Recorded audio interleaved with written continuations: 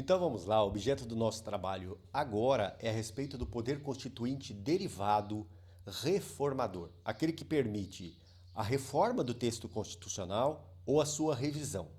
Então pode-se dizer que esse poder constituinte permitirá que a Constituição Federal, aquela que foi originária, decorrente do poder constituinte originário, a Constituição que inaugurou a ordem jurídica, a Constituição que iniciou a ordem jurídica, pode ser alterada. A alteração se dará por meio de um procedimento formal que decorre da manifestação do poder constituinte derivado reformador. Esse poder constituinte derivado reformador poderá ocorrer por meio de reforma, ou seja, por meio de uma emenda à Constituição, ou por meio de uma revisão. Então, o poder constituinte derivado reformador se divide em duas espécies. Poder constituinte derivado reformador de reforma, que se dá por emenda, e poder constituinte derivado reformador revisor, que se dá através de revisão constitucional. Vamos dar uma olhada no quadro para a gente perceber o que nós temos aqui. Olha, poder constituinte derivado, característica dele a gente já sabe, ele é secundário. E por que ele é secundário? Porque ele não inaugura a ordem jurídica, ele é um poder constituído, na verdade. Então vamos colocar aqui, ó, ele é derivado, portanto ele é secundário. Além do mais, é um poder de direito,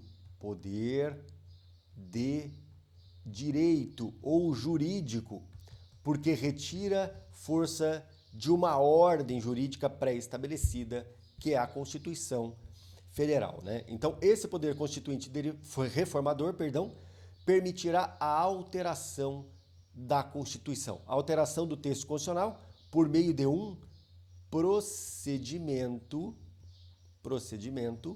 formal. E por que a gente precisa notar que essa alteração se dá por meio de um procedimento formal? Para a gente não confundir com o poder constituinte derivado difuso, que veremos um pouco mais adiante. Esse poder constituinte derivado difuso é aquele que permite a alteração da Constituição sem que haja, entretanto, um procedimento formal. É uma alteração na interpretação do texto. O texto se mantém incólume, ou seja, intacto, todavia altera-se o sentido, altera-se a interpretação dada àquele texto. Esse é o poder constituinte derivado difuso, que nós não estamos tratando desse momento. Então, o difuso, ele decorre da mutação constitucional. Não depende de um processo formal. Então, quando se fala de procedimento ou poder constituinte derivado reformador, estou falando de um procedimento formal, previsto no texto constitucional, que permitirá a alteração do seu texto, respeitando as regras, condições e limites estabelecidos na Constituição Federal. E se dará através de uma reforma, que é a emenda, ou através de uma revisão, que é o poder constituinte derivado reformador revisor. Mas vamos lá, vamos voltar ao nosso quadro. Olha o que nós temos. Nós temos aqui duas espécies. Poder constituinte derivado reformador é aquele que, por meio de procedimento formal, como eu havia dito, permite-se a alteração do texto constitucional. Se dará através de reforma, a reforma ocorre por meio de emenda e por meio da revisão, que é o poder constituinte derivado reformador revisor, que no nosso caso nós encontramos no artigo 13 dos atos de disposições transitórias da nossa Constituição, tá bom? Então, legal. Então, nós temos aqui o que nós temos em relação ao poder constituinte derivado reformador. Mas ele tem ali características. Quais são as características? É um poder de direito. O que significa afirmarmos que é um poder de direito? Ele não inaugura a ordem jurídica, ele é secundário. Ele não inaugura a ordem jurídica, é secundário, como está anotado aqui embaixo. Na verdade, ele depende de uma ordem pré-existente. Então, ele depende de uma ordem jurídica jurídica pré-existente. Ordem jurídica esta que, na verdade, surge por meio do poder constituinte originário. Então, olha que interessante. Poder constituinte derivado reformador tem como razão de ser o poder constituinte originário. Daí falar-se que ele é um poder de direito, não é um poder de fato. Aliás, preste atenção, isso é muito perguntado em prova. Se o poder constituinte derivado reformador, se ele é um poder de fato ou um poder de direito. A gente tem que dizer que ele é um poder de direito, por quê? Porque ele depende, ele pressupõe uma ordem jurídica pré-existente, o que é diferente do poder constituinte originário, que é um poder de fato. Ele é, como nós havíamos anotado aqui no nosso quadro, vamos voltar a ele é secundário, limitado, porque deverá respeitar limites estabelecidos na Constituição Federal, e ele é condicionado. Mas vamos lá, olha que interessante que nós vamos ter aqui. Quando eu falo que ele é um poder de direito, eu estou afirmando que ele retira força da Constituição Federal. Então ele pressupõe uma ordem jurídica que está aqui. Secundário, porque a Constituição traz ali as regras. No caso da reforma ou da emenda, artigo 60. Artigo 60 da Constituição. No caso da revisão, artigo 3º dos atos de disposições transitórias. Então, ele é secundário, ele tem como pressuposto a Constituição Federal. Esta sim, fruto do poder constituinte originário. Perfeito. Então, vamos lá. O poder constituinte derivado reformador se dará por meio de revisão e por meio de emenda à Constituição. Então, nós tínhamos anotado o seguinte, nós tínhamos anotado no quadro, vamos aqui enfatizar, esse reformador se dará por meio de reforma, e a reforma ocorre por meio de emenda à Constituição, emenda constitucional, e ele será de revisão ou revisor, que se dá, obviamente, por meio de uma revisão. Então, o poder constituinte derivado reformador ocorrerá por meio de revisão e por meio de emenda à Constituição. Vamos trabalhar com o poder constituinte derivado reformador revisor, aquele que se dá por meio de uma revisão constitucional. No nosso caso, a Constituição, quando ela foi promulgada em 1988, ela trouxe nos atos de disposições constitucionais transitórias, ali no artigo 3º, a possibilidade de uma revisão constitucional, depois de decorridos, no mínimo, 5 anos da data de promulgação da Constituição Federal. Portanto, em 5 de outubro de 1993, já havia ali a possibilidade de revisão do texto constitucional. Qual é a diferença que nós vamos encontrar em relação à emenda constitucional? A revisão, ela é mais ampla. Então, ela é global. Eu posso alterar o texto constitucional de maneira global. Então, esse é o ponto distintivo em relação à emenda constitucional. Outra coisa, a revisão, ela se dá em uma sessão unicameral, onde eu tenho a união do Senado e da Câmara, com votos iguais, então senadores e deputados votarão de maneira igual, numa sessão unicameral, e essa revisão será aprovada por maioria absoluta dos membros, maioria absoluta dos membros daquela sessão unicameral. Então perceba que o quórum também é um quórum mais singelo, porque a emenda à Constituição exige votação nas duas casas separadamente, 2 votações em cada uma das casas, com um quórum de 3/5 dos membros. Então aí eu tenho um quórum qualificado para a emenda. Na revisão, não.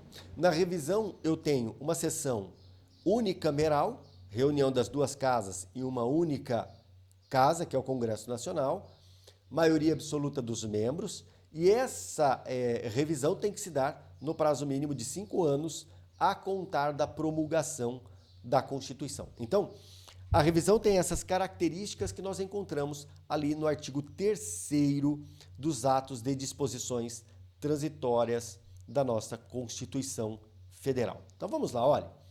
O poder constituinte derivado reformador é o poder que se dá por meio de revisão, que é o que nos interessa, observando-se as regras do artigo 3º dos atos de disposições constitucionais transitórias. Sessão unicameral, então senadores e deputados em uma única sessão, aprovação por maioria absoluta dos membros, aqui não tenho o quórum de 3/5 que eu tenho na emenda constitucional, e tem um limite temporal. A revisão só será permitida após o decurso de 5 anos da promulgação da Constituição Federal.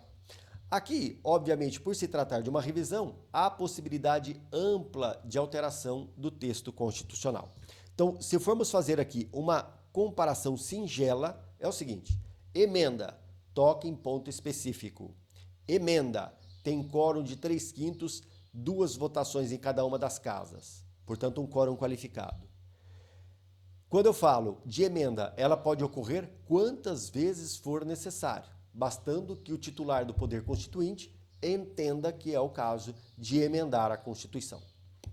Revisão. Revisão se dá após 5 anos da promulgação da Carta Constitucional, ou seja, da Constituição de 88, votação em sessão unicameral, quórum de aprovação, maioria absoluta dos membros, ou seja, senadores e deputados, e ela tem ali a possibilidade de uma alteração ampla do texto constitucional. Mas há algumas questões importantes para a gente enfrentar em relação a essa revisão, que são questões relevantes. E essas questões a gente encontra nas nossas provas. Primeira questão que surge: à revisão impõe-se os mesmos limites materiais direcionados à emenda constitucional? Ponto. Olha que interessante. Então estamos falando aqui, em linhas gerais, perguntando a você se à revisão eu tenho os limites decorrentes das cláusulas pétreas. Cláusulas pétreas. Olha que interessante, preste muita atenção.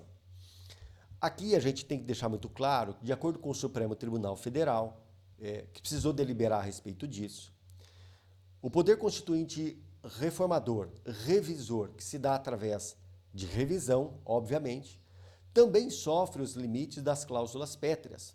Portanto, o que eu tenho lá, os limites materiais do artigo 60, parágrafo 4º, que nós veremos um pouco mais adiante, respeitando-se a separação dos poderes, a federação, o voto direto, secreto, universal, periódico, tudo isso tem que ser respeitado pelo poder constituinte reformador quando da revisão. Então, as limitações direcionadas à emenda constitucional, principalmente as limitações de cunho material, também se direcionam àquele que irá fazer a revisão. Não pode, portanto, suprimir as cláusulas pétreas. Ponto. Obviamente que as limitações formais, o quórum, por exemplo, não é o mesmo, né? A gente já sabe. Mas vamos lá. Uma outra questão importante é a respeito da possibilidade de se realizar uma outra revisão. Então, após o decurso de 5 anos da Constituição de 88, ou seja, em 1993, nós tivemos a revisão constitucional. Ela foi mal feita, criticada, não foi feita com o cuidado necessário e ela ocorreu naquele momento. Depois que ela foi realizada, percebeu-se ali que as alterações não foram alterações a contento, foram alterações mínimas diante da possibilidade grandiosa que havia. Discutiu-se então a possibilidade de uma nova revisão. A jurisprudência tem dito que não é possível uma nova revisão do texto constitucional. Isso não é possível. Então, respondendo à questão que nós trouxemos ali, poderá ser realizada uma nova revisão? Não, não pode ser elaborada uma nova revisão. Não pode. A resposta é negativa. Tá, em 1994, nós tivemos emendas constitucionais de caráter revisor, emenda constitucional revisora. Só que a emenda constitucional revisora, ela foi tratada como emenda constitucional. O Supremo Tribunal Federal disse o seguinte, que essas emendas, elas ingressam na ordem constitucional como emenda à Constituição, respeitando o quórum direcionado à emenda, ou seja, 3/5 em 2 votações em cada uma das casas. Isso ocorreu de maneira excepcionalizada, deixando muito claro que a revisão ao texto constitucional só foi possível em uma única ocasião, que foi em 1993 realizado, ou seja, logo depois de passado o prazo mínimo de 5 anos após a promulgação da Carta Constitucional da nossa Constituição de 1988. Então, que fique muito claro que a revisão ela deve se dar, e aí nós vamos a um resumo que nos interessa, observando o artigo 3º, reunião unicameral, senadores e deputados, votação em que os votos têm o mesmo valor, ocorre em conjunto, e essa votação, para levar à aprovação da revisão, nós temos que ter aí a maioria absoluta dos membros integrantes dessa sessão unicameral. Prazo para realizar essa revisão. Prazo mínimo, decorridos 5 anos, a contar da promulgação da Constituição. Foi realizada a revisão, portanto, houve ali uma preclusão, não há possibilidade de realizar-se uma nova revisão constitucional. Agora, a respeito desse tema, há aqueles que entendem que o Poder Constituinte Revisor pode alterar o artigo 3º dos atos de disposições constitucionais transitórias, permitindo a realização de diversas revisões. Aí eu tenho a dupla revisão, que é rechaçada pela jurisprudência e pela doutrina dominantes. Seria a alteração daquele empecilho que eu tenho na Constituição, artigo 3º, para permitir-se com isso diversas revisões. Então eu teria uma dupla revisão, o que não é, de acordo com a doutrina majoritária, né? Eu tenho uma doutrina minoritária que entende que é possível, mas a doutrina majoritária não permite a dupla revisão. Então, a revisão constitucional ocorreu num dado momento, ela não pode ser repetida. O objeto do processo de revisão. O objeto é amplo, eu posso fazer uma alteração ampla no texto constitucional. Então, eu tenho essas características: sessão unicameral, votação, maioria absoluta dos membros, uma única revisão e objeto de revisão é um objeto amplo. Tá bom? É isso aí.